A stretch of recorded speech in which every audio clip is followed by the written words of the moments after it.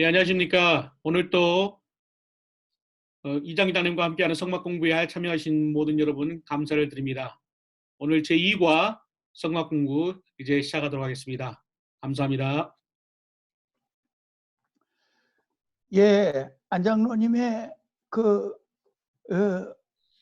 지원방에 들어오셔서 성막 강의를 들으시려고 준비하시는 성도 여러분, 안녕하십니까? 반갑습니다. 성막 공부 두 번째 시간으로 토라 통독이라는 제목으로 오늘 강의를 시작하겠습니다. 제가 먼저 잠깐 기도하고 시작하겠습니다.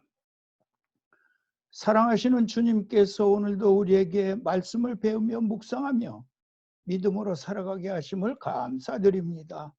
특별히 이번에 온라인을 통해서 성막을 공부함으로 모세오경의 진수인 성막을 좀 더 깊이 있게 깨닫게 되어서 성막의 실체이신 예수님을 배움으로 주님과 더욱 밀접한 관계를 가질 수 있게 하시니 감사합니다.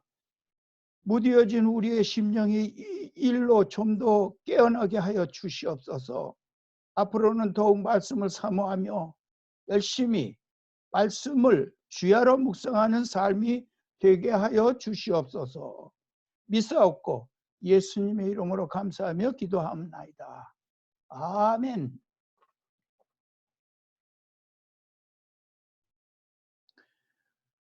여러분이 토라 통독이라는 글씨가 좀 익살맞다고 생각하지 않으세요?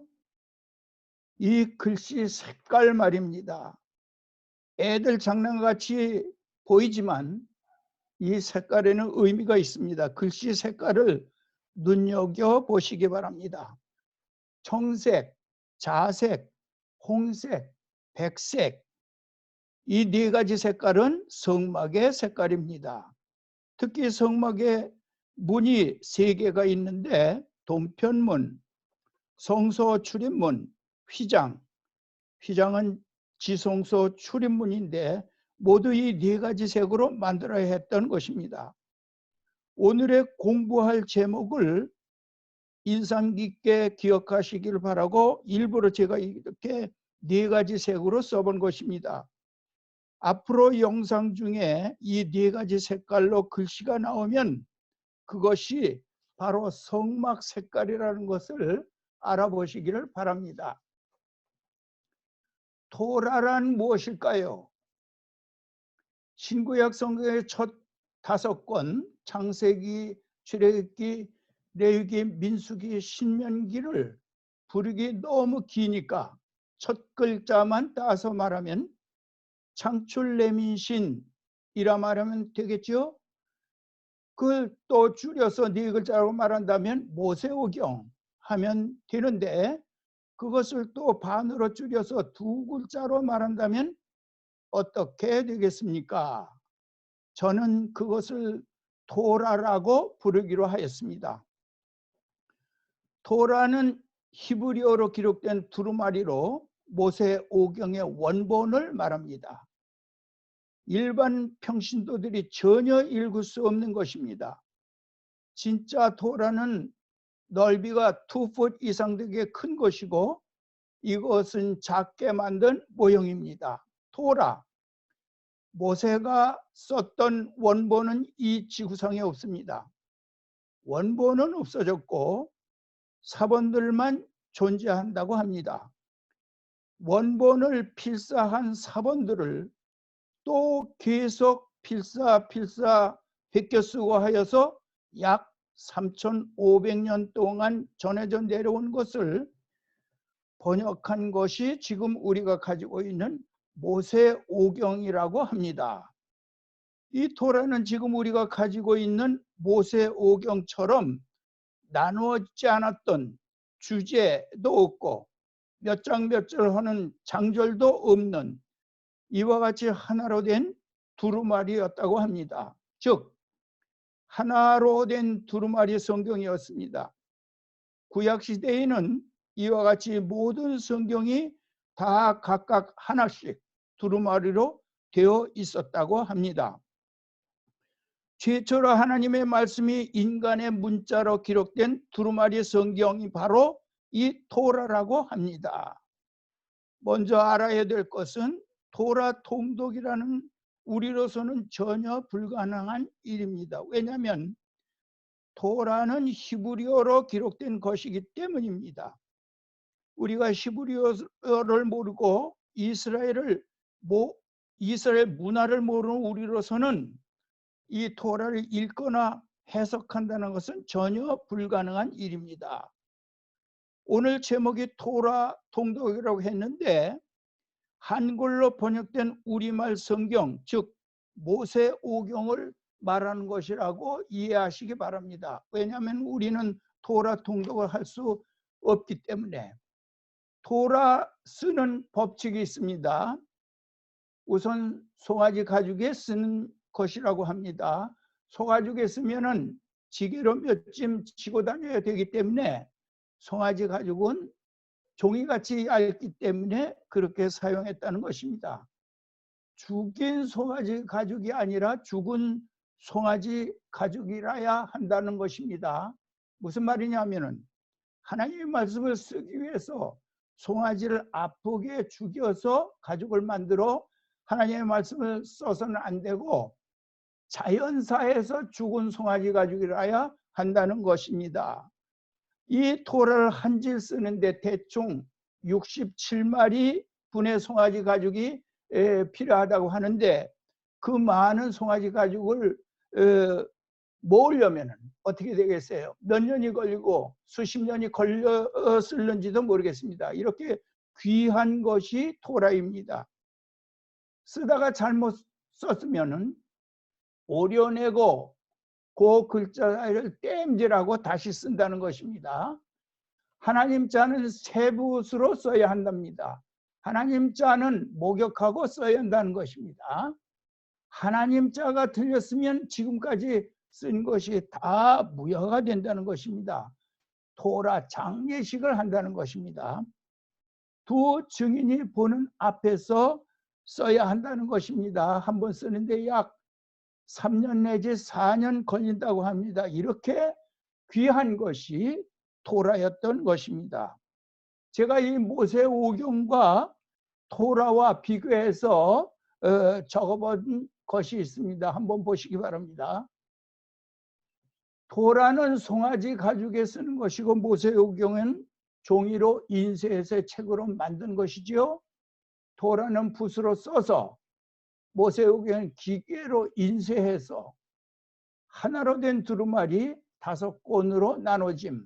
쉽게 구할 수 없다. 쉽게 구할 수 있다. 휴대하기 곤란하다. 휴대하기 용이하다. 히브리어로 기록됐습니다. 토라는. 그런데 모세오경에는 세계 많은 나라의 언어로 번역되어서 출판된 것입니다.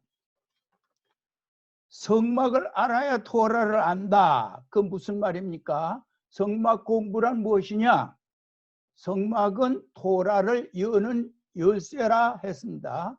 그래서 이제 성막을 알면은 토라가 열리기 쉽게 되는 것입니다. 그래서 성막을 알아야 토라를 안다. 그런 말이겠습니다. 역사서들, 예언서들, 시가서들, 신약의 복음서들, 서신서들 등 모두가 이 토라를 인용하고 있습니다. 예수님도, 사도들도, 복음서 기자들도, 바울도 모두 토라가 하나님의 말씀임을 증거하고 있습니다.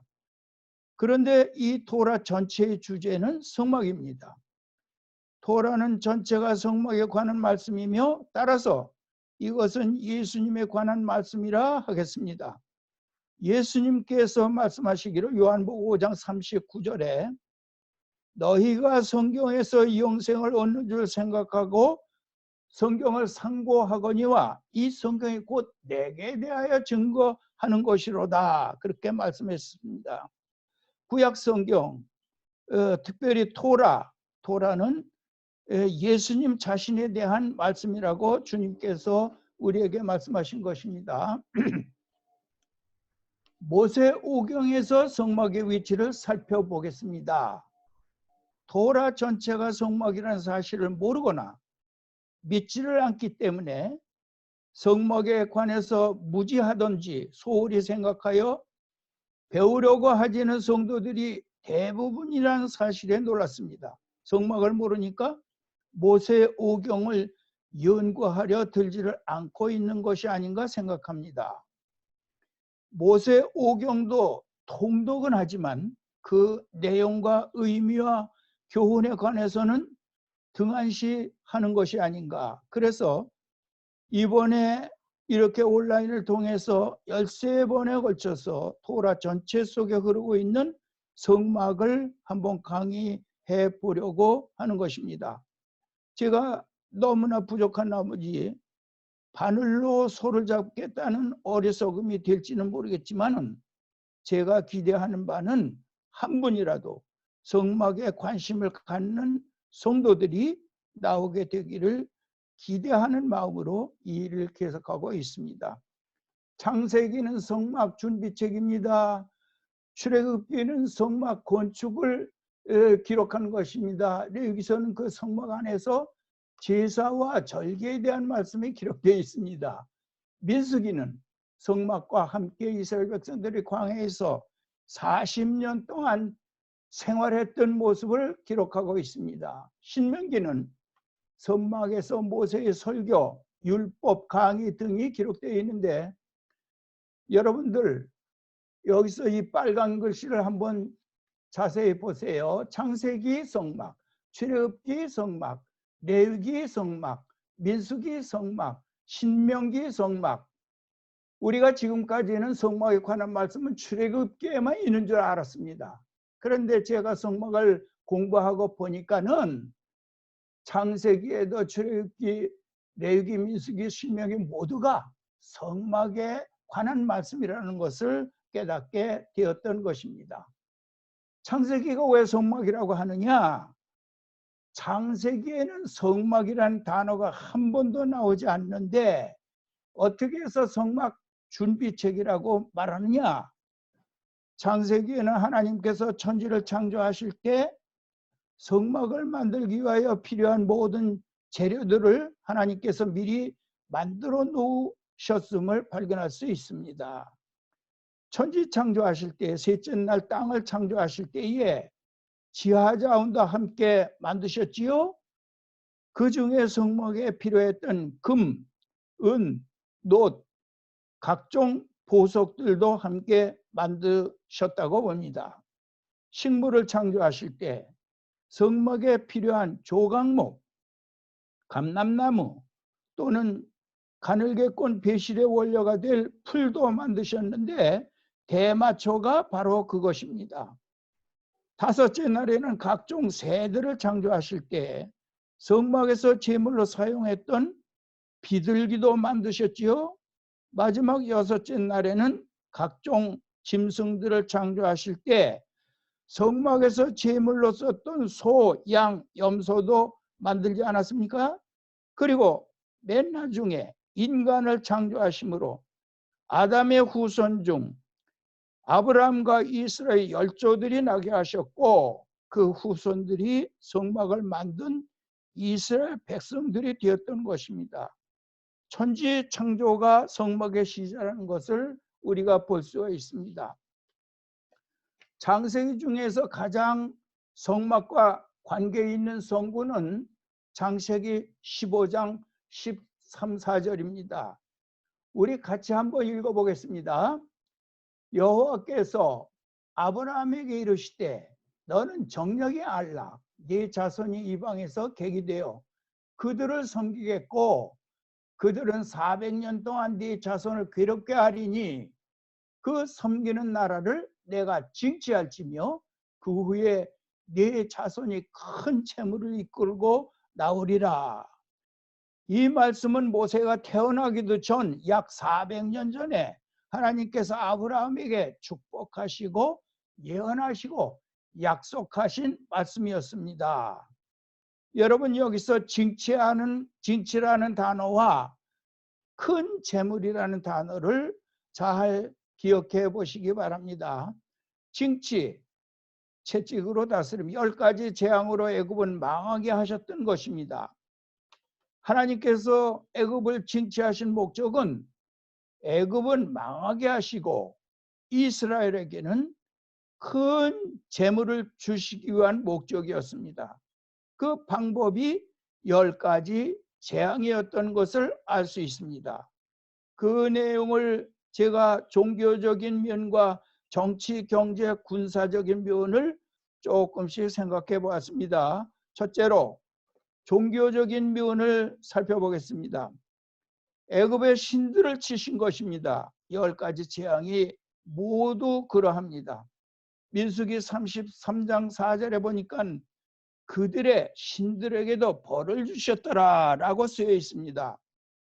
10가지 재앙은 그들의 신들을 치신 것입니다. 10가지 재앙들이 다 그러하지만 그 중에 몇 가지만 살펴본다면 물이 피로 변함, 애굽은 나일 강물을 신으로 섬겼던 것입니다. 생축에 악질이 나서 죽게 됨, 소를 신으로 섬겼던 애굽 사람들이었습니다. 메뚜기 재앙, 메뚜기도 신으로 섬겼던 그들이었습니다. 왜냐하면 메뚜기 때가 오면은 그 해에 농사가 폐허가 되기 때문입니다. 흑암재앙, 해도 신으로 섬겼던 애굽 사람들이었습니다. 이렇게 10가지 재앙은 애굽의 신들을 치신 것입니다. 이번에는 정치적인 면을 살펴보겠습니다. 애굽의 높은 정치인들 바로를 포함해서 모두를 홍해에 수장되었습니다. 바로와 정부의 고위직 중요한 행정 인사들과 박사들, 술객들, 그들의 권위와 지혜와 술법이 모세와 아론의 말로 무력해졌습니다. 완전히 땅에 떨어지고 말았던 것입니다. 경제적인 면을 한번 살펴보겠습니다. 애굽의 모든 부하가 이스라엘인들에게 흘러 들어갔습니다. 하나님께서 그 많은 귀중품들을 이스라엘 백성들에게 거저 주도록 하나님께서 기적을 베풀어 주셨던 것입니다. 이스라엘 사람들이 애굽인들에게 무엇이든지 달라고 하는 대로 주도록 하나님께서 역사하셨던 것입니다. 그 중에는 금, 은, 보석들, 의복, 각종 실들, 해달의 가죽도 있었을 것입니다. 이 모든 것들이 후에 성막을 만들 때 쓰였던 재료로 사용되었음을 보게 됩니다. 이스라엘 백성들은 400년 동안 노예 생활하면서 제대로 받지 못했던 임금을 한꺼번에 다 받은 셈입니다. 애굽의 부유층이나 고관들의 여인들만이 가지고 사용했던 귀중품인 놋 거울도 이스라엘 여인들이 달라고 하면 그냥 주었을 것입니다. 후에 보니까 그것이 물두멍을 만든 재료가 되었던 것입니다. 얼마나 신나는 일입니까? 백성들은 벼락부자가 되어서 너무나 기쁘고 감사하며 광야로 나오게 되었던 것입니다. 그리하여서 경제적으로도 애굽은 망하고 만 것입니다. 이번에는 군사적인 면을 보겠습니다. 애굽의 군사 지도자들을 치셨습니다. 애굽의 모든 군대의 지휘관들, 특별히 이스라엘 백성들이 뒤를 쫓아가서 진멸하겠다던 살기등등한 애굽 군인들이 특별 병거 600성, 지금으로 말하면 탱크 600대입니다. 모든 병거에 올라 추격하던 자들이 모두 홍해에 빠져 죽고 말았던 것입니다. 즉 지금의 우리 한국을 예로 든다면 대통령과 각부 장관들, 군대의 사단장급 이상 지휘관들 또는 종교 지도자들, 기업 총수들, 삼성, LG, 현대자동차 모든 임직원들 등 모두 홍해에 수장된 것이나 다름없는 사건이라 하겠습니다. 이렇게 되어 피라미드와 스핑크스를 만들었던 고대 찬란한 문화의 나라 애굽은 망하고 말았던 것입니다. 큰 재물, 10가지 재앙은 큰 재물 주시기 위한 방법이었습니다. 출애굽기 3장 21절부터 22절까지를 읽어보겠습니다.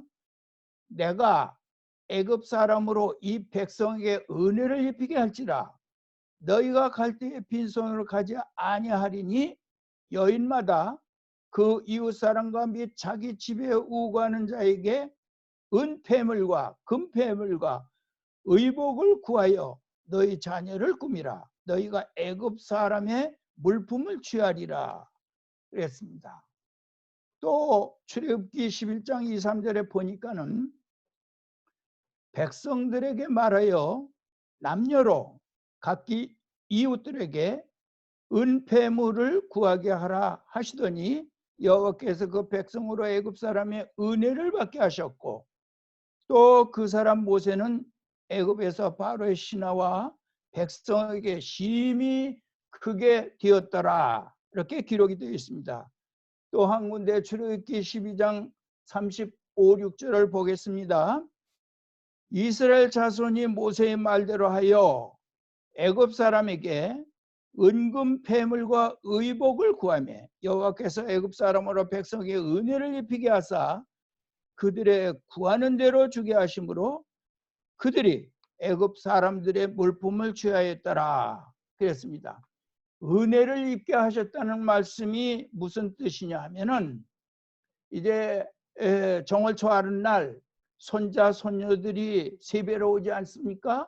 그러면 그들이 사랑스러워서 예뻐서 세뱃돈도 막 주고 맛있는 음식도 주는 것과 같이 그때 당시에 애굽 사람들이 이스라엘 백성들을 그렇게 이뻐하고 은혜를 받게 하셨는데 하나님께서 그렇게 하셨습니다. 눈의 각지를 띄워주셨다는 의미입니다. 색안경을 써주셨다. 좋다. 사랑스럽다. 애굽 사람들이 이스라엘 백성들을 그렇게 보았던 것입니다. 그래서 그들이 구하는 대로 주게 하심으로 이스라엘 백성들이 애굽 사람들한테 무엇이든지 달라는 대로 주게 하셨다 것입니다. 그냥 도깨비 방망이 같습니다. 금나라 뚝딱하면 막 나옵니다. 열려라 참게 하는 식으로 이제 이스라엘 백성들이 애굽 사람들의 집에 가서 종살이하고 팥줄부하고 그러지 않습니까? 그러니까 그분들이 애굽 사람들이 장롱 속에 무슨 금괴가 들었는지 무슨 보물이 들었는지 다 알지 않겠습니까? 그러니까는 이제 그들이 그런 것을 달라고 하는 대로 주었다 것입니다. 그런데 제가 생각해 보니까는 금반지나 목걸이, 팔찌 그 정도가 아니라 금괴, 금덩어리, 한국으로 말하면은 금두꺼비나 금돼지 같은 거, 큰 금덩어리, 중국어로 말하면은 금용 같은 거, 일본 사람으로 말하면 금 잿내비 같은 거, 그러니까 굉장히 큰 금덩어리 같은 거, 보석 같은 거, 너무나 귀한 그 애굽 사람들이 수천 년 동안 가보로 내려오던 보물들, 그런 것들을 달라고 하면 그냥 주었다는 것입니다. 그 물건들이 후에 성막을 만들 때 사용했던 재료들이 되었으니 성막의 모든 재료들은 하나님께서 천지 창조하실 때 만드신 것이요 은혜로 애굽 사람들의 물품이었던 것을 이스라엘 백성들에 주셨던 것입니다. 이제 출애굽기로 넘어가겠습니다. 출애굽기는 성막을 건축한 책입니다. 징치하시는 방법이 10가지 재앙이었던 것을 알 수가 있습니다. 당시의 문맹국이었던 애굽의 엄청난 양의 보물들이 이스라엘 백성들에게 흘러 들어가게 된 것입니다. 이게 보통 아까도 말씀드렸지만 무슨 금반지나 팔찌나 목걸이 그 정도가 아니라 어마어마한 것들. 그러니까 이스라엘 백성들이 약 200만 명이 남녀노소 물러나고 애굽 사람들에게 갖고 싶은 거 다 달래면 그대로 줬다 그것입니다. 그러니까 아무래도 금은 보화 모든 것들을 그 보석들 같은 거 아무래도 몇천억은 될 것 같아요. 그런 것을 얻어가지고 나왔다 것입니다. 그래서 출애굽기 7장부터 11장에는 10가지 재앙에 대한 기록이 있습니다. 그리고 출애굽기 12장에는 첫 번 유월절을 지낸 것 기록이 있고, 20장에는 여러분들이 잘 아시는 대로 십계명이 기록되어 있죠. 24장은 성막 탄생장입니다. 출애굽기 25장부터 31장까지에는 성막 건축에 관한 하나님의 명령이 기록되어 있고, 32장, 33장에는 금송아지 사건이 그 중간에 끼어 있고, 34장부터 39장까지는 성막 건축을 실제로 실행했던 그런 기록이 있습니다. 출애굽기 25장 45, 6절에 보니까 성막의 목적이 기록되어 있는데, 내가 이스라엘 자손 중에 거하여 그들의 하나님이 되리니 그들은 내가 그들의 하나님 여호와로서 그들 중에 거하려고 그들을 애굽 땅에서 인도하여 낸 주를 알리라. 나는 그들의 여호와 하나님이다 하신 말씀이 기록되어 있습니다. 그것이 성막의 목적입니다. 여러분들이 잘 읽어보시고 연구하시기를 바랍니다. 이제 레위기서를 넘어가겠습니다. 레위기서에는 1장부터 9장까지는 제사론이 기록되어 있습니다. 번제, 소제, 화목제, 속죄제, 속건제, 이 5가지 제사를 화제, 전제, 요제, 거제 4가지 방법으로 드렸던 것입니다. 번제 드리는 순서에 관해서는 지난 시간에 설명을 드린 바가 있습니다. 레위기서 16장에는 대속죄일장입니다. 7월 10일, 매년 7월 10일은 대속죄일이어서 연중 가장 중요한 날입니다. 백성들의 죄가 사해지는 날입니다. 속죄제를 드리며 속죄제를 드리며 아사셀 양을 광야로 보내는 날입니다.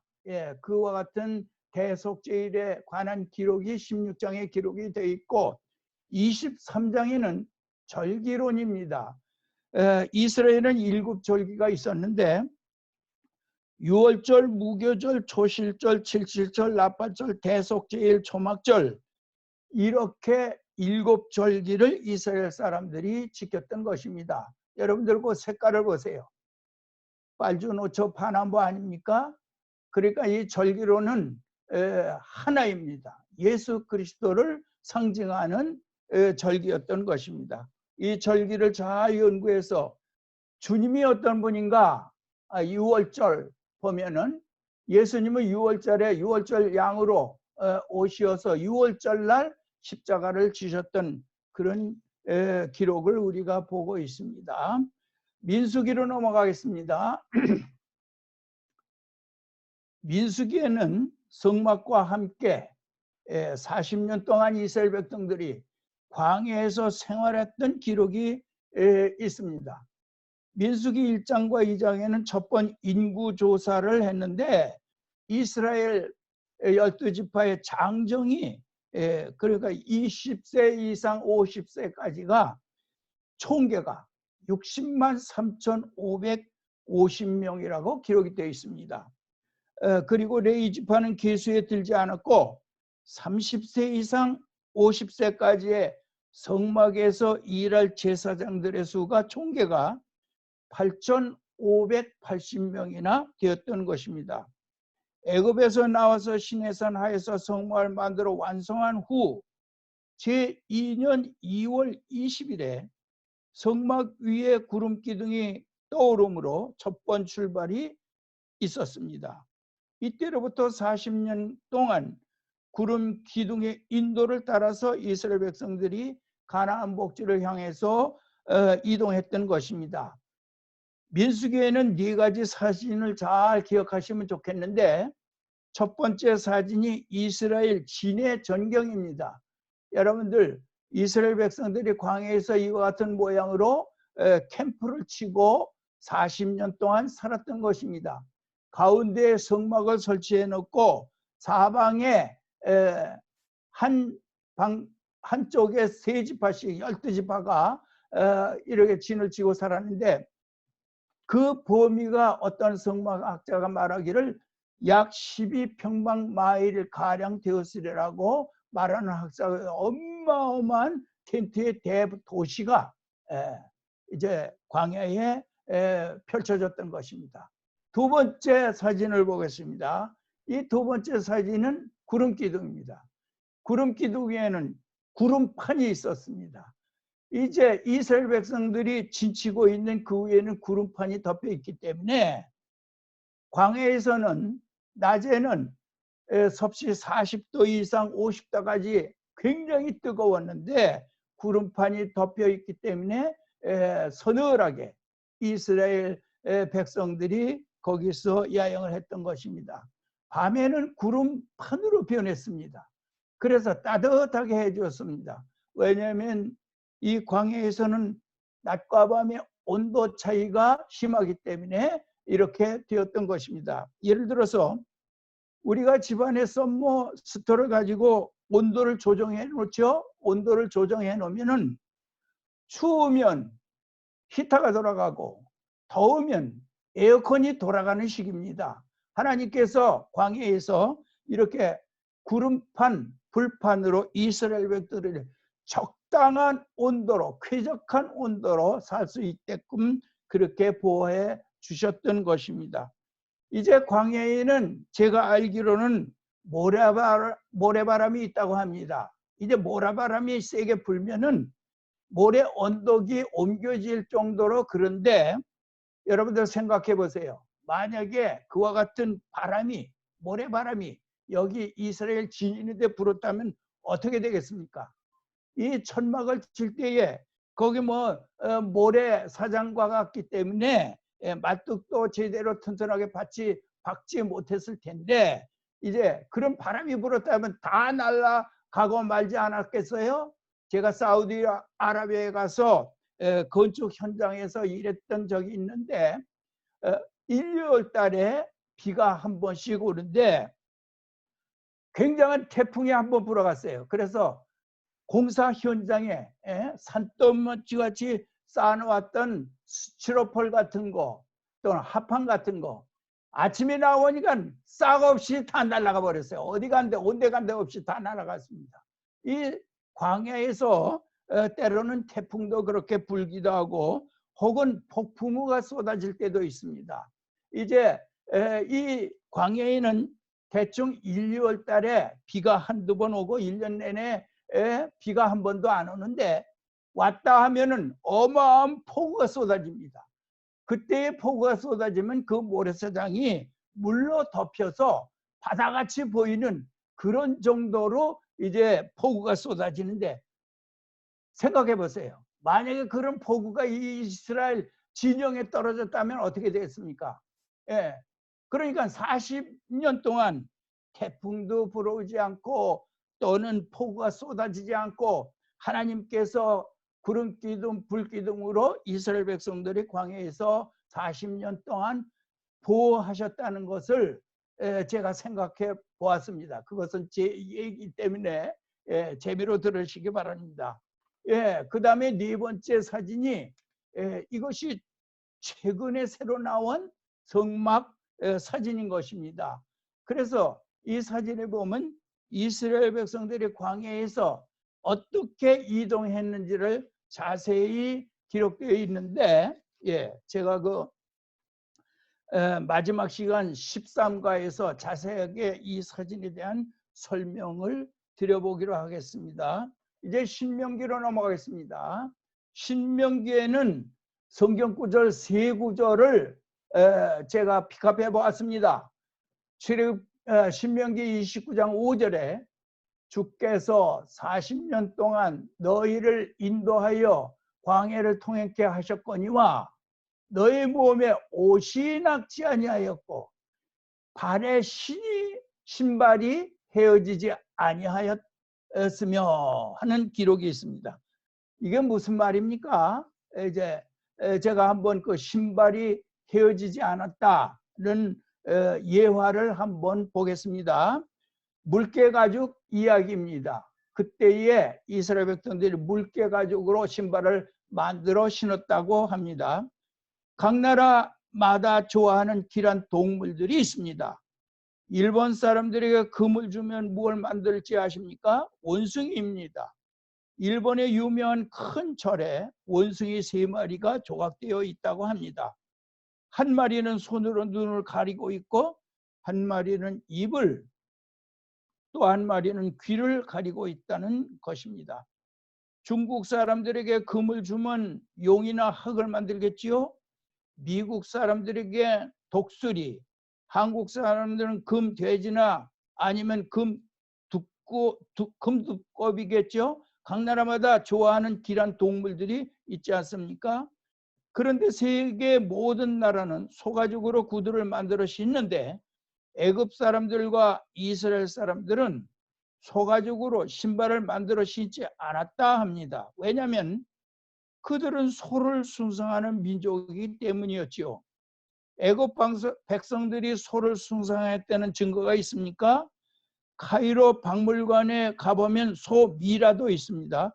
소 관도 있고 소 무덤도 있습니다. 소를 숭상했다 것입니다. 김승학 집사가 탐사한 신해산, 알라오스산 주변의 소 암각화들, 산의 바위에 소 암각화가 무수히 그려져 있다고 합니다. 애굽의 무수한 고대 벽화들, 더 큰 증거는 아론이 금송아지, 왜 하필이면 이스라엘 백성들이 신을 만들어 하나님을 만들려고 할 때 금으로 송아지를 만들었겠습니까? 이 애굽 사람들이 소를 숭상했기 때문에 거기서 400년 동안 살았던 이스라엘 백성들도 그 문화를 본받아서 이제 이스라엘 백성들도 소를 숭상했기 때문에 그랬던 것이 아니겠습니까?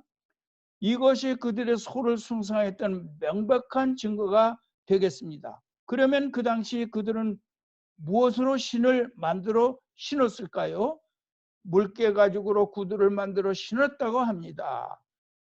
제가 생각하기에는 신을 만들어 봤자 쓰레빠 정도에 지나지 않았을 텐데, 소가죽 다음으로 구두 만들어 신기 좋은 가죽이 바로 물개 가죽이라고 합니다. 이스라엘 백성들이 출애굽 당시 물개 가죽을 가지고 나온 이유는 광야를 걸어가다가 신발이 헤어지면 신발을 만들어 신으려고 조금씩 가지고 나왔습니다. 이스라엘 200만 명 중에 광야에서 40년 동안 걸어갈 것이라고는 생각한 사람은 아마 한 명도 없었을 것입니다. 잠깐이면 갈 줄 알았겠지요. 40년이라면 아마 한 사람도 안 나왔을 것입니다. 며칠 아니면 한 달 정도 걸리리라 생각했겠지요.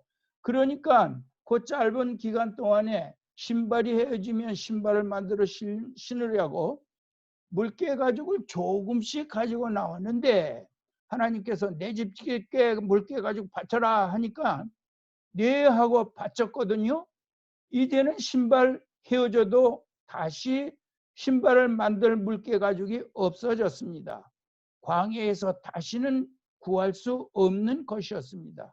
그 다음 얘기가 신명기 29장 5절에 주께서 40년 동안 너희를 인도하여 광야를 통행케 하셨거니와 너희 몸에 옷이 낙지 아니하였고 너희 발에 신발이 헤어지지 아니하였으며 하는 말씀이 있습니다. 물개 가죽을 바쳤다는 이야기하고 신발이 헤어지지 않았다는 이야기가 붙어 있는 것을 200여 년 전 네덜란드의 신학자들은 알았는데 우리 한국의 목사님들은 지금까지 몰랐던 것입니다. 우리 한국 목사님들이 이 성경 구절을 읽을 때에 그것을 영감으로 잡아내지를 못했던 것입니다. 이것이 무슨 말입니까? 내가 쓰려고 하였던 것, 하나님께서 필요하실 때 하나님께 바치면 그 후에는 하나님께서 내 삶을 책임져 주신다는 그런 교훈을 우리에게 주고 있는 것입니다. 예, 그리고 그 다음 성경 구절은 31장 24절에 모세가 이 율법의 말씀을 다 책에 써서 마친 후에, 이 무슨 말씀입니까?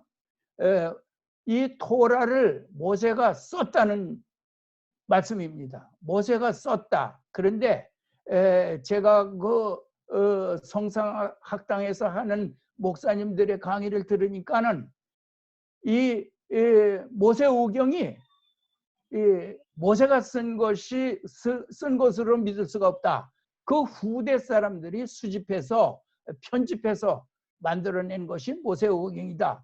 그렇게 강의하는 것도 제가 들어봤습니다. 그렇지만 요 구절 말씀을 보세요. 모세오경은 분명히 모세가 썼다. 그렇게 써 있지 않습니까? 31장 26절을 보니까 이 율법책을 가져다가 너희 하나님 여호와의 언약궤 곁에 두어 너희에게 증거가 되게 하라 하는 말씀이 있습니다. 율법책 말하자면 모세오경입니다. 모세오경을 어디다 두느냐 하면은 그 토라를 어디다 두느냐? 언약궤 옆에. 언약궤가 어디 있습니까? 지성소 법궤입니다. 법궤를 이름이 세 가지가 있는데 법궤, 언약궤, 증거궤 그렇게 세 가지 이름이 있습니다. 그런데 언약궤 곁에 두라는 것은 지성산에 있는 법궤 곁에 두라는 것입니다. 무엇을? 토라를. 토라에 대해서 아까 말씀드리지 않았습니까? 예. 여기까지 여러분들 제가 버벅거리면서 설명을 제대로 못하는데 들으시느라고 정말 수고 많이 하셨습니다. 이제 좀 쿨다운 하시라고 퀴즈 문제 하나를 드려보겠습니다. 선택형입니다. 문제를 드리겠습니다. 모세가 올라가 죽었다는 산은 다음 세 산 중에서 어느 산입니까? 힌트를 드리겠습니다. 비스가산, 아바림산, 느보산. 여러분들은 다 지금 정답을 말씀하셨겠죠? 느보산이라고. 느보산입니다. 그런데 맞았습니다. 느보산이 맞습니다. 그런데 미안하게도 그것은 3분의 1만 맞힌 것입니다. 왜 그런지 제가 설명을 드리겠습니다. 제가 이제 이 모세오경을 오래전에 젊었을 때 읽을 때에 실망을 했습니다. 왜? 왜냐하면은 신명기 34장 1절에 보니까 모세가 올라가서 죽은 산은 느보산이다. 그렇게 기록되어 있는데 민수기 21장 20절에서 또 비스가산이라고 기록이 되어 있어요. 또 한 군데 민수기 27장 12절에 보니까 아바림산이라고 기록이 되어 있습니다. 그래서 제가 실망을 했습니다. 왜 하나님이 이랬다 저랬다 하는가? 그래가지고 상당히 의문이 많았는데 30년 전에 제가 성지순례를 갔을 때에 가이드한테 이것을 물어봤습니다. 모세가 올라가서 죽은 산은 어떤 산이냐? 느보산입니까? 비스가산입니까? 아바림산입니까? 물어봤어요. 그랬더니 그 가이드가 설명해 주는 말이 무슨 말이냐면은 비스가산은 산 덩어리를 말하는 것이고 느보산은 그 중에 느보봉이 있다는 것입니다.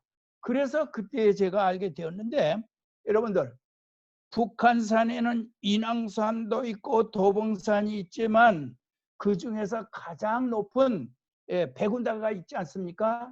그나 마찬가지입니다. 태백산에는 설악산이 있습니다. 마찬가지로 비스가산에는 느보봉이 있다 것입니다. 그래서 이제 이 세 가지가 다 맞는 답이라고 볼 수가 있겠습니다. 어떠세요? 이번에는 마지막으로 느보산에서 모세가 올라가서 죽은 느보산 여기에 뱀, 노뱀인가 그것을 모형으로 만들어낸 이 느보산 모세가 올라가서 죽은 느보산 꼭대기입니다. 거기서 모세는 저 건너편에 있는 가나안 복지를 바라보기만 하고 건너가지를 못했다는 것을 여러분들이 잘 아시죠? 그런데 저 건너쪽에는 갈릴리 지방입니다. 갈릴리 유대 산지입니다. 이쪽에는 느보산이 있는 모압 땅입니다. 그래서 여기 지금은 요르단 땅이지만은 저 밑에 요단 계곡이 있습니다. 그 요단 계곡 속에는 요단 강이 흐르고 있습니다. 그런데 이 장로님 사진을 조금 비켜보세요. 요단 계곡이 있는데 저 위에는 갈릴리 호수가 끝자락이 조금 보입니다. 예, 그래서 이 갈릴리 호수는 북쪽에 있는 헐몬산에서 흘러내리는 그 만년설이 녹아서 흘러내리는 물과 조금 내려서 가이사라 빌립보 지방에서는 이제 샘물이 어느 정도로 터져 나오느냐면 강물같이 흘러나오는 샘물이 이제 갈릴리 호수로 흘러 들어갔던 것입니다. 그런데 이스라엘 나라가 1948년에 독립한 후에 이 갈릴리 호수의 남쪽에 댐을 막았습니다. 그리고 이 갈릴리 호수 물이 요단강으로 흘러내려서 사해바다로 들어가지 못하게 댐을 막아서 그 위에서 내려오는 물을 1년 동안 저장해서 1년 동안 식수로 사용한다는 것입니다. 그래서 이 댐을 막아서 갈릴리 호수에서 요단강 물이 흘러내리지는 못하기 때문에 사해바다가 지금 다 거의 말라 버렸다는 것입니다. 예, 그래서 거기까지 오늘은 설명을 드리고 이제 이 남은 것들은 시간상 관계로 지금 설명을 드리지 못하고 기회가 있으면은 여기에 대한 강의를 하겠습니다. 그런데 여러분들이 꼭 이번에 보셔야 될 것은 무엇이냐면 이 장면입니다. 한국에 있는 이스라엘의 국보국 토라가 이스라엘 나라의 토라가 국보가 지금 한국에 와 있다는 것입니다. 김영종 목사님이 이스라엘 사람들에게 기증을 받아가지고 이스라엘의 국보 토라를 한국에다 가지고 보관하고 있다는 것입니다. 여기 이 김영종 목사님과 대담하는 김종철 감독을 여러분들이 아시는지 모르겠어요. 이 김종철 감독이 브레드 TV라는 기록 영화를 이제 이스라엘 나라 가서 많은 그 사진을 찍어 가지고 와서 이제 지금 현재 이스라엘은 어떠한 사건이 어떠한 일이 벌어지고 있는가 그것을 다큐멘터리로 영화로 만들어서 이제 많은 사람들을 볼 수 있게 하는 김종철 감독하고 그 옆에 있는 분이 김형종 목사님인데 이분이 이스라엘 나라의 국보 토라 50여 점을 50점 가량을 여기에 보관하고 있다는 것입니다. 여기에 지금 보시는 이 토라는 예수님과 같은 시대에 제작된 것으로 보여지는 토라라고 합니다. 그런데 아까 말씀드렸지만 토라는 이제 송아지 가죽에 쓰는 것인데 송아지 가죽에 쓴 것을 보니까는 오래되면은 딱딱하게 굳어져서 열려지지도 않고 부러지기도 하고 그랬는데 이 김영종 목사님이 지금 보관하고 있는 이 토라는 2000년이 되지 않았습니까? 예수님 시대의 것이니까. 근데 이것은 재료가 사슴 가죽이라고 해요. 사슴 가죽이 그렇게 세월이 오래되어도 부들부들하고 잘 열린다고 합니다. 여러분들이 이 글씨를 보세요. 이게 사람이 붓으로 쓴 것으로 생각하십니까? 예. 여러분들 이거 인쇄한 것으로 보지 않겠습니까? 그런데 인쇄할 수가 없죠. 예. 이제 송아지 가죽이나 사슴 가죽에다 어떻게 인쇄를 하겠습니까? 토라란 이렇게 서기관들이 이런 식으로 쓴 것이 토라였던 것입니다. 오늘 시간이 너무 많이 가서 이상 강의를 마치도록 하겠습니다. 오늘 공부의 요점은 무엇입니까? 토라, 즉 모세오경 전체의 핵심은 성막입니다. 이상으로 성막론 제2과 강의를 모두 마치겠습니다. 지금까지 들어주신 성도님들께 감사를 드립니다. 할렐루야!